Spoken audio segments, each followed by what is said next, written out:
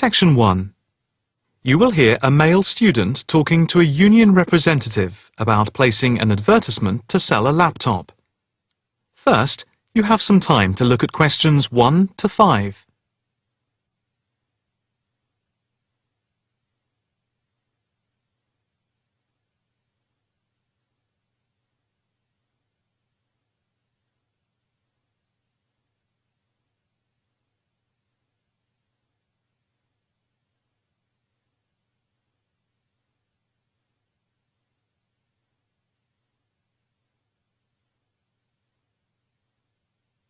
You will see that there is an example which has been done for you.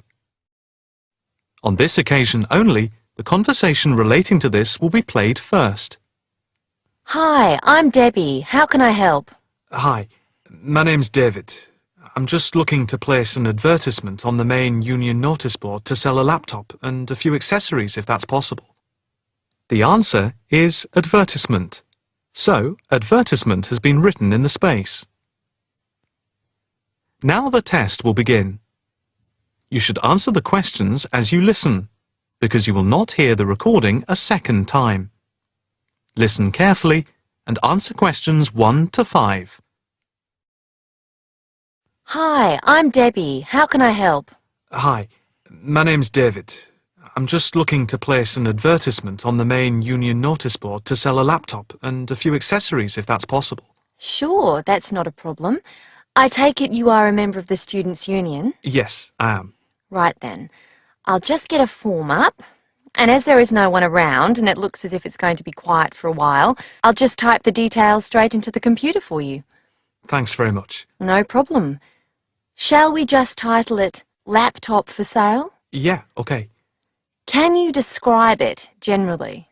Well, it's in very good condition. In fact, it's hardly been used. Why are you selling it, if I may ask?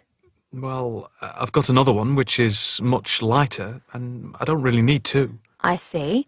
What weight is the one you're selling? It's 3.5 kilograms. That is heavy these days. Can you give more details about the one you want to sell? Right. Well, it's an Allegro, and it's got all the latest programs. Okay. What about the memory? The memory is only 0.5 gigabytes. And what about the screen size and the other features?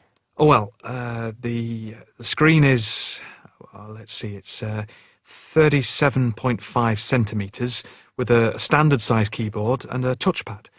But I've got a cordless mouse that I can put in with it if necessary. Well, some people don't like using a touchpad. What about ports or holes for attaching things to the laptop? It's got 2 ports. More modern laptops have more than 2 ports for all the extra attachments. They do. Let's see, what else is important? Oh yeah, the battery lasts for 2.5 hours, which is okay, but not enough for long train journeys. But one thing is that it's not wireless. Right, okay, not wireless. Before you hear the rest of the conversation, you have some time to look at questions 6 to 10.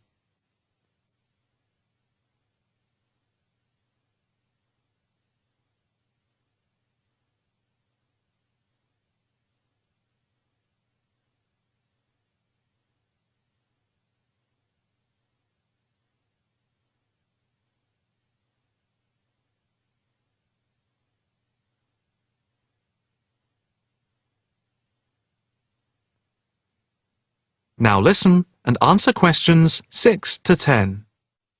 Anything else I can put on the advertisement? There's a webcam built at the top of the screen, and I can throw in a printer, a scanner and headphones, which I got with it in a special deal. It also comes with its own case for carrying it around. Actually, the case is quite smart. I'm hoping these things will help it sell. They should do. Right, I think I've got all that. How much do you want for it? That I'm not sure about. It's worth about £900 to £1,000 new. Yeah, but you won't get that much if it's used, and even if it's in good condition. What about £500? I doubt if you'd get as much as that.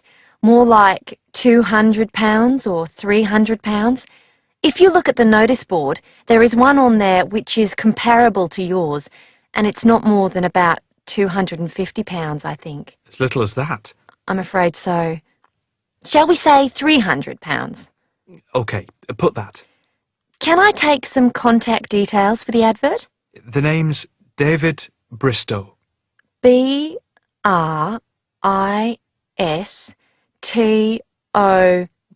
Yes, that's it. And a mobile or email? Both, if you want. It's DIB7791@hotmail.com. OK, and the mobile? That's 09875 423387. That's it. If you send the picture, I'll add it and print it out and stick it up for you. OK, I can get that to you today. Right, I'll type in here, advert placed the 22nd of October. Fine, and good luck with the sale. Thanks. That is the end of section 1. You now have half a minute to check your answers.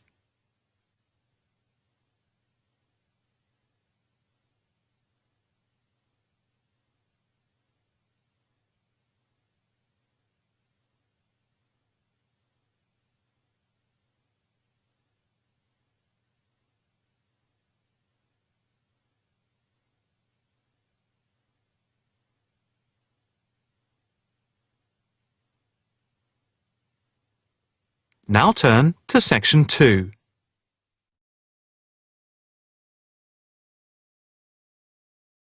Section 2. You will hear a talk at an open day at an alternative health club. First, you have some time to look at questions 11 to 15.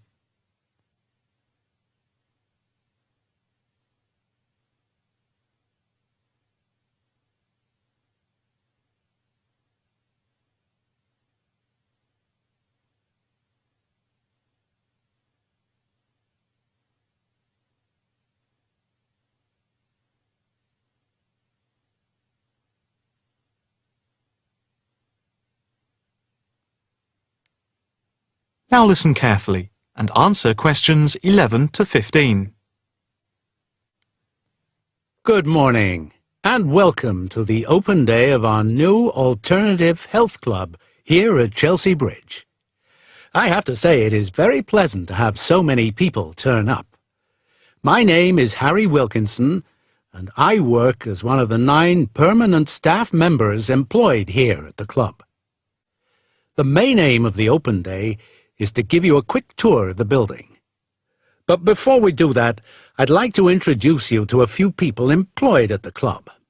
Not all of us are here at the same time. In case you need to contact any of us, our contact details are here on the notice board below the photographs. First of all, this is Sean Bond, who is the technical manager, and his job is to supervise equipment like computers and all the electrical equipment. And this is Margaret Lloyd. Her main function is to oversee training, and she is therefore in charge of all the full and part-time therapists. The next important person I need to introduce you to is James Todd. He is our liaison officer. What he does is manage bookings for the club rooms and equipment, as they are open to different organizations, from the local college to corporate clients like banks and so on. Last but not least is our physiotherapist, Edward Marks, who works part-time Monday, Wednesday and Friday. Edward plays an important part in the life of the club. His main role is to prevent injuries. Before you hear the rest of the talk, you have some time to look at questions 16 to 20.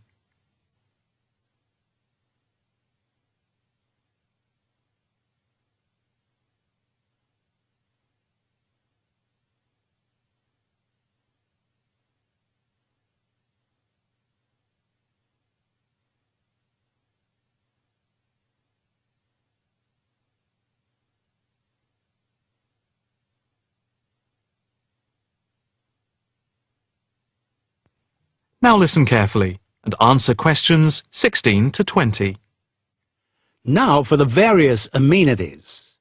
You see that the club has quite a large capacity and is arranged over 3 floors. There is a lift by the reception and the stairs.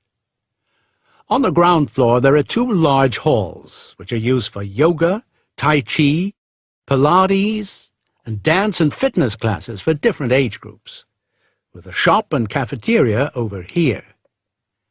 On the first floor we have a full range of fitness machines, which are available in the large central hall, around which there are various offices. The changing rooms are also on this floor. On the second floor there is a series of small therapy rooms with waiting areas for clients. These may be booked by individual therapists. There are also 3 classrooms, which are used for teacher training and group therapy classes. We have a very extensive therapy training program accredited to the University of Manwich, with training in counselling, for which we have 3 programs at the moment. As regards the various types of yoga, acupuncture and the Alexander technique, there are currently 9 different training classes going on. Information about the training can be obtained from the brochure, which you can pick up at reception and from the club website. There will be a chance to talk to trainers for those interested in counselling this Saturday at 10 a.m. For yoga, etc., there will also be an informal gathering of trainers on Thursday at 4:30 p.m. So, if you are interested in becoming involved, this is your chance. That is the end of section 2. You now have half a minute to check your answers.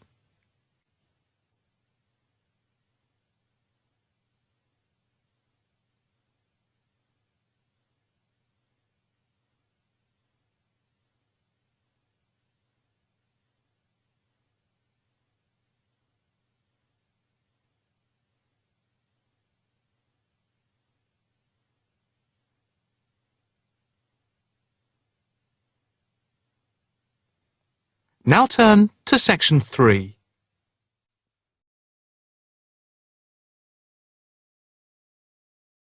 Section 3.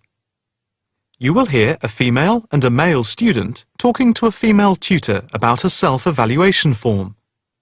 First, you have some time to look at questions 21 to 26.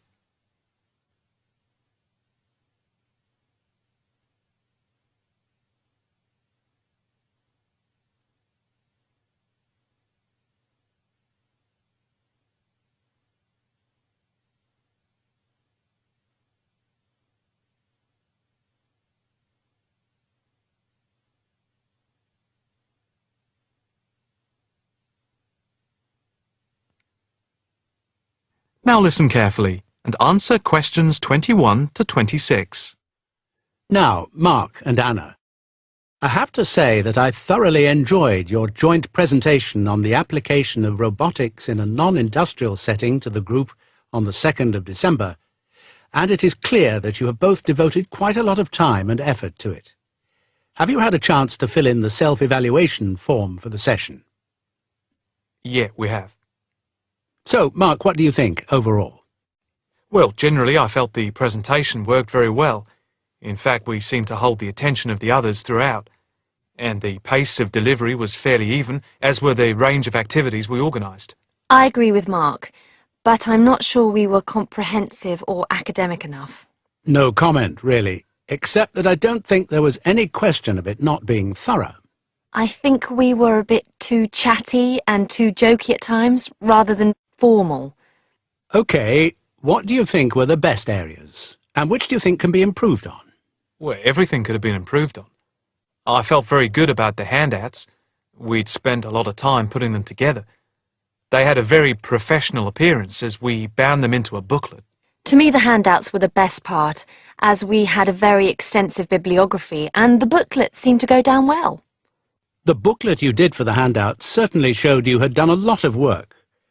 But I think that you put too much material into it, and people got distracted by it.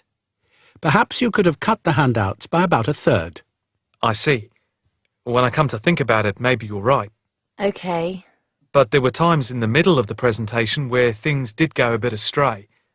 I think that was my fault when I got the PowerPoint slides out of sequence and I had difficulty getting back on track. I also think we rated our technical ability too highly, especially when operating under pressure.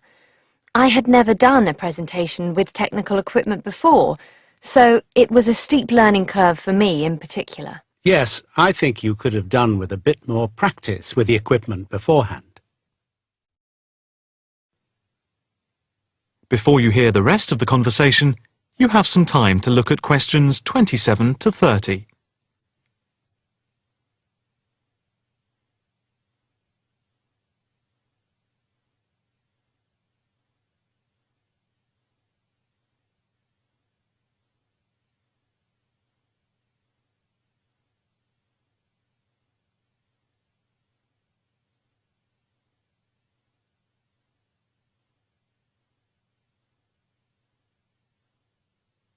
Now listen carefully and answer questions 27 to 30. What about the next item on the feedback form? The aims and objectives. I think they were very focused and we followed them through well, I think. We wanted to show how Europe was lagging behind other areas of the world. Yeah, I think they were clearly set out. Yes, agreed. No comment there. The diagrams and charts were appropriate. Yes, I have put that too. They did work well in helping to illustrate and break up the presentation by cutting down on the number of words and text on the screen. What about delivery? Well, I think our performance was average. It was difficult to coordinate speaking and presenting the material at the same time. I was quite self-conscious of what I was doing. It was down to a lack of experience. Unfortunately, both of you had the habit of standing in front of the projector, so you kept blocking the image on the screen. To me, this is the area that requires the most improvement. The section on the predictions of the commercial application in the future, I think, appeared a bit haphazard. To me, it was a weak point of the presentation. And I think that some of the slides could have had fewer words. And we could have done some fancy graphics with the words. If you had to give yourselves a mark overall, how much would you give out of 10? 6, maybe? I'd be happy with that. Though bits were probably nearer a 7. So I'd say a 6. Anna, what do you think? I think for me it's perhaps a 7. OK, did you find the task and the evaluation useful? I think... That is the end of section 3. You now have half a minute to check your answers.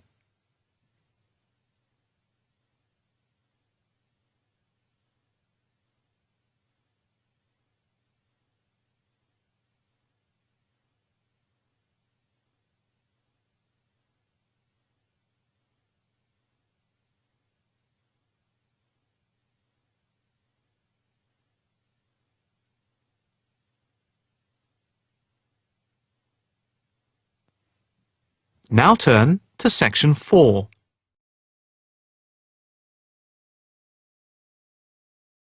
Section 4. You will hear a talk on local businesses at a university business centre.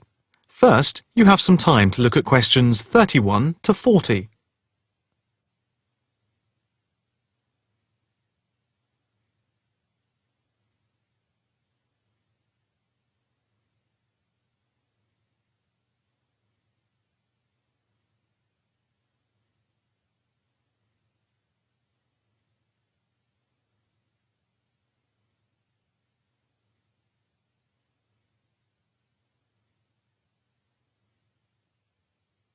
Now listen carefully and answer questions 31 to 40.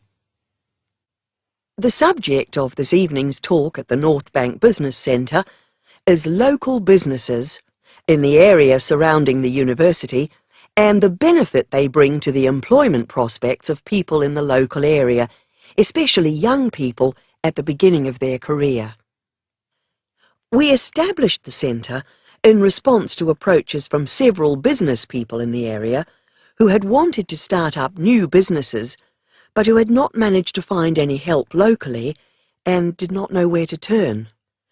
Moreover, they had all, without exception, come up against enormous bureaucratic obstacles.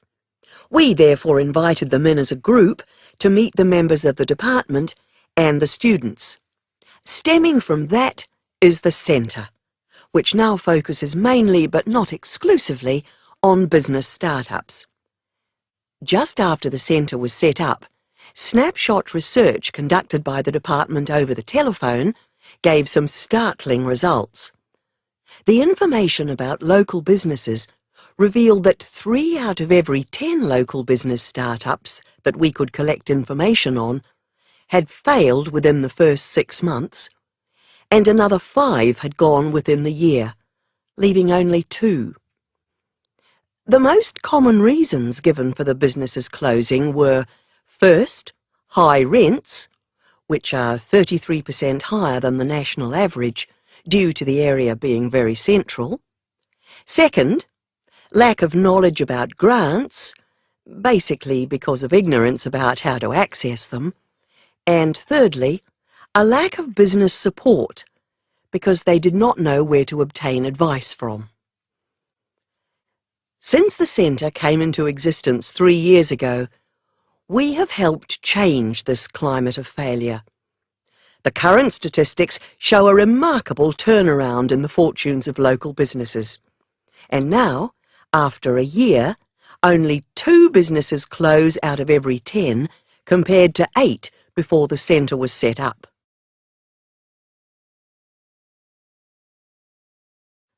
Six local businesses are now taking part in a work placement and monitoring scheme, which is of mutual benefit to ourselves and the companies involved. O Foods, a small start-up company with 9 employees involved in organic food and based at a local market, has 1 final year graduate doing a year-long study on improving the stock turnaround.